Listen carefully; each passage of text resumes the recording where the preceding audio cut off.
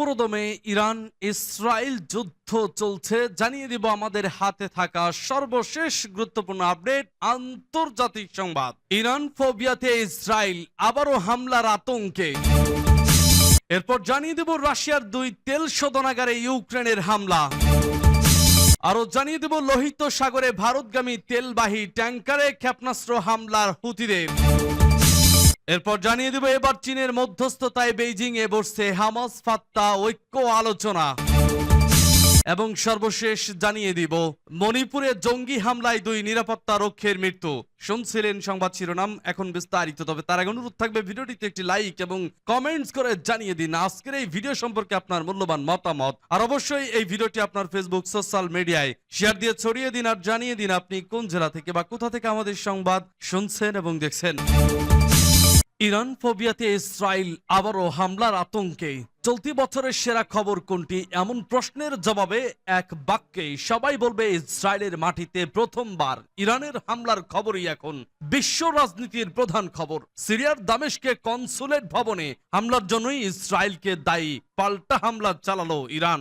জবাব একটা দিয়েছিল বটে ইসরায়েল, তবে সেটি এখন তারা নিজেরাই ভুলে থাকতে চাইছে, কারণ সেই পাল্টা নিয়ে এখনো চলে হাসির রোল। ইরান কিন্তু বলে কয়ে গত 13 এপ্রিল দিবাগত রাতে ইসরায়েলের ভূখণ্ড লক্ষ্য করে ড্রোন আর মিসাইলের বান ডেকেছিল, আর সেই বান ঠেকাতে ইসরায়েলের যে ঘাম ছুটে গিয়েছিল তা এই ছবিই বলে দিচ্ছে।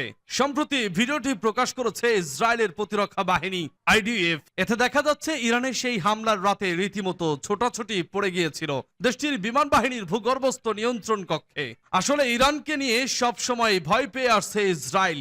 দেশটি মনে করে ইরানই হচ্ছে মধ্যপ্রাচ্যের সবচেয়ে শক্তিশালী দেশ, সামরিক শক্তির বিচারেও বেশ এগিয়ে। তাছাড়া তেল আবিবের ঘুমের মধ্যেও দুঃস্বপ্ন দেখে যে তেহরানের অস্ত্র ভান্ডারে রয়েছে পারমাণবিক বোমা, যদিও তেহরান সেটি স্বীকার করে না। এছাড়াও স্বাধীন ফিলিস্তিন রাষ্ট্রের দাবিতে ইরানের সক্রিয় অবস্থান নিয়েও আতঙ্কে ভুগে ইসরায়েল। এতদিন মধ্যপ্রাচ্য সংকটে ইরান কখনোই নিজের মাটি থেকে ইসরায়েলে সরাসরি আক্রমণ চালায়নি। এবার সেই অভূতপূর্ব ঘটনাটি ঘটে গেল। অবশ্য এমনটি যে ঘটবে তা বলে আসছিল ইরানও। সেক্ষেত্রে বলে কয়েই হামলা চালিয়েছে ইরান। এটি ইসরায়েল ও তার মিত্র দেশগুলোর জন্য বড় একটি ধাক্কা। তাই এখনো তাদের মধ্যে ইরান নিয়ে আতঙ্ক কাটেনি। এই বুঝি আবারও হামলা করলো, এই মন ভয়েই মরে যাচ্ছে। ইসরায়েলের স্থানীয় গণমাধ্যমগুলোর খবরে বলা হয়েছে ইরানি হামলার আশঙ্কায় দেশটির শীর্ষ নেতাদের সঙ্গে কয়েক দফা বৈঠক করেছেন প্রধানমন্ত্রী বেনিয়ামিন নেতানিয়াহু। এরই ধারাবাহিকতায় 26 এপ্রিল শীর্ষ সামরিক কর্মকর্তাদের নিয়ে এক জরুরি বৈঠকে বসেছিলেন IDF প্রধান হারজে হালেভি। ইরানের সম্ভাব্য হামলা এবং গাজার রাফা অভিযানকে সামনে রেখে এই বৈঠকটি অনুষ্ঠিত হয়। বৈঠক শেষে হালেভি বলেন, সব ধরনের পরিস্থিতি মোকাবেলার জন্য প্রস্তুতির একটি বিস্তারিত মূল্যায়নের পাশাপাশি যে কোনো ধরনের হুমকি প্রতিরোধ ও প্রতিরক্ষার বিষয়ে আলোচনা হয়েছে। তিনি পরিষ্কার করে বলেন, আমরা একটি বহুমুখী যুদ্ধের মধ্যে রয়েছে। গেল 7 মাস ধরে তারা নির্ঘুম রাত কাটাচ্ছেন বলেও ইঙ্গিত দিয়েছে দখলদার বাহিনীর শীর্ষ এই কর্মকর্তা। রাশিয়ার 2 তেল শোধনাগারে ইউক্রেনের হামলা। রাশিয়ার 2টি তেল শোধনাগার ও একটি সামরিক ঘাঁটিতে হামলা চালিয়েছে ইউক্রেন।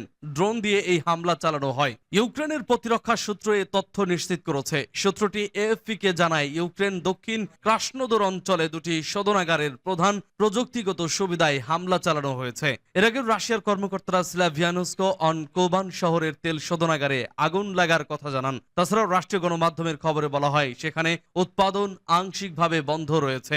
সম্প্রতি মার্কিন সিনেটে ইউক্রেন, ইসরায়েল ও তাইওয়ানের জন্য $95 বিলিয়ন সহায়তা বিল পাশ হয়েছে। রিপাবলিকান কট্টরপন্থীদের তীব্র আপত্তির পরেও ইউক্রেন, ইসরায়েল এবং তাইওয়ানকে নিরাপত্তা সহায়তা প্রদান করতে বড় ধরনের এই সহায়তা প্যাকেজের অনুমোদন দেওয়া হয়। প্রতিনিধি পরিষদে এই বিলের জন্য মোট 423টি ভোট পড়ে। এর মধ্যে 210 জন ডেমোক্রেট ও 101 জন রিপাবলিকান বিলটির পক্ষে ভোট দেন এবং 112 জন রিপাবলিকান বিলটির বিপক্ষে ভোট দিয়েছেন। জানা গেছে ইউক্রেনের সংঘাত মোকাবেলায় দেশটিকে $61 বিলিয়ন সামরিক সহায়তা দেবে যুক্তরাষ্ট্র। এছাড়া গাজায় $9 বিলিয়ন মানবিক সহায়তা সহ ইসরায়েলের জন্য $26 বিলিয়ন এবং তাইওয়ান সহ প্রশান্ত মহাসাগরীয় এলাকার জন্য $8 বিলিয়ন সহায়তা দেওয়া হবে। সূত্র AFP। লোহিত সাগরে ভারতগামী তেলবাহী ট্যাঙ্কারে ক্ষেপণাস্ত্র হামলা হুতিদের। ইয়েমেনের সশস্ত্র গোষ্ঠী হুতির ক্ষেপণাস্ত্র আঘাত এনেছে ভারতমুখী একটি তেলবাহী অয়েল ট্যাঙ্কারে। আজ শনিবার সকালে হুতি গোষ্ঠী জানিয়েছে তারা লোহিত সাগরে অ্যান্ড্রোডিমা স্টার নামে একটি অয়েল ট্যাঙ্কারে জ্বালানিবাহী জাহাজে ক্ষেপণাস্ত্র হামলা চালিয়েছে। বার্তা সংস্থা এএফপির প্রতিবেদন থেকে এ তথ্য জানা গেছে। ফিলিস্তিনি ভূখণ্ড গাজায় গত বছরের অক্টোবরে ইসরায়েলি হামলা শুরুর পর গাজাবাসীর পাশে থাকার ঘোষণা দেয় হুতিরা। সেই ঘোষণার পর থেকে ওই অঞ্চলের সাগরে একের পর এক ইসরায়েল অভিমুখী বা পশ্চিমা পণ্যবাহী জাহাজে হামলা চালিয়ে আসছে তারা।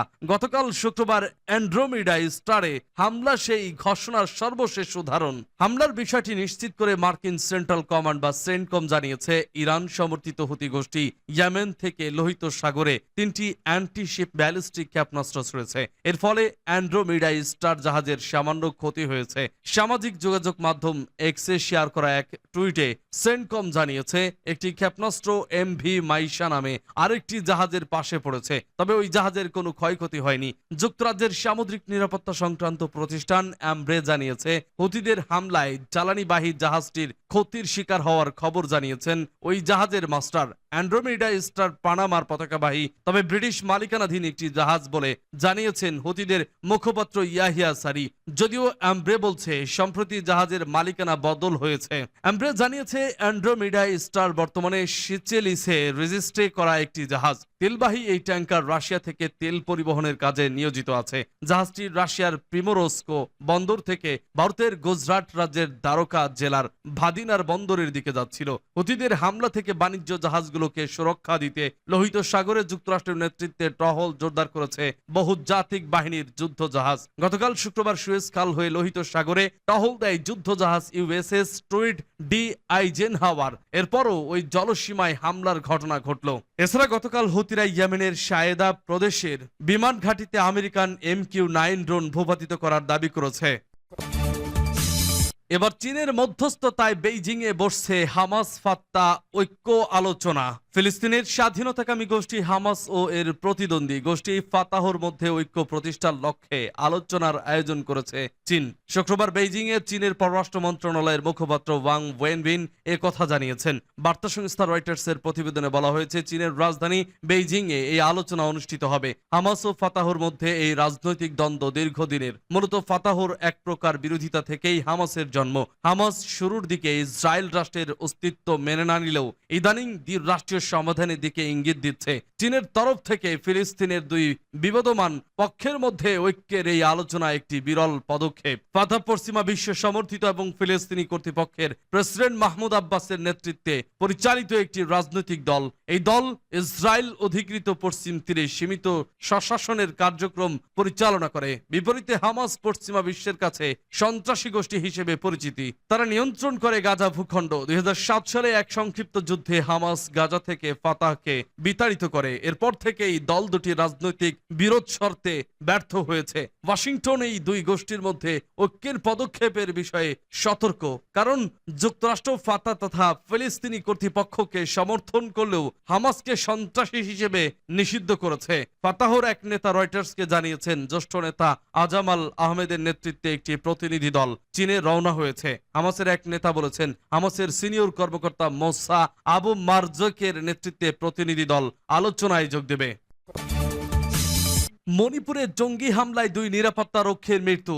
উত্তর পূর্ব ভারতের রাজ্য মণিপুরে বিচ্ছিন্নতাবাদী গোষ্ঠীর হামলায় মৃত্যু হয়েছে 2 নিরাপত্তা রক্ষীর। নিহতরা কেন্দ্রীয় বাহিনী central reserve police force CRPF এর সদস্য। এই হামলায় সিআরপিএফ এর আরো 2 সদস্য গুরুতর আহত হয়েছেন। শুক্রবার দিবাগত রাতে রাজ্যটির বিষ্ণুপুর জেলায় নারায়ণ সেনা এলাকায় নিরাপত্তা বাহিনীর উপরে অতর্কিত হামলা চালায় বিচ্ছিন্নতাবাদী গোষ্ঠীর সদস্যরা। পুলিশ সূত্রে খবর শুক্রবার দিবাগত রাত 2:15 নাগাদ এই হামলার ঘটনা ঘটে। বিচ্ছিন্নতাবাদী গোষ্ঠীর সদস্যরা সিআরপিএফ সদস্যদের লক্ষ্য করে বোমা ছড়ে একটি আউটপোস্টে কর্মরত ছিলেন সদস্যরা। ওই বোমা বিস্ফোরণে এই হতাহতের ঘটনা ঘটে। নিহত আহত সদস্যরা সিআরপিএফ এর 128 নম্বর ব্যাটালিয়নের সদস্য এবং তারা নারায়ণ সেনা এলাকায় কর্তব্যরত ছিলেন। সিআরপিএফ এর এক কর্মকর্তা জানান একটি উঁচু জায়গা থেকে সিআরপিএফ এর ক্যাম্প লক্ষ্য করে বিচ্ছিন্নতাবাদীরা নির্বিচারে গুলি চালাতে থাকে। শুক্রবার দিবাগত রাত 12:30 নাগাদ এই হামলা শুরু হয় এবং তা স্থায়ী হয় 2:15 মিনিট নাগাদ হামলাকারীরা বোমা ও নিক্ষেপ করে। একটি বোমা বিস্ফোরণ হয়। নিহত সিআরপিএফ এর সদস্যরা হলেন সাব ইন্সপেক্টর এন সরকার এবং হেড কনস্টেবল অরূপ সাইনি। আহতরা হলেন ইন্সপেক্টর যাদব দাস, কনস্টেবল আফতাব হোসেন। এই ঘটনার পর ওই এলাকায় আরো বেশি সংখ্যায় সিআরপিএফ মোতায়েন করা হয়েছে। পাশাপাশি অপরাধীদের ধরতে তল্লাশি অভিযান চালানো হয়েছে।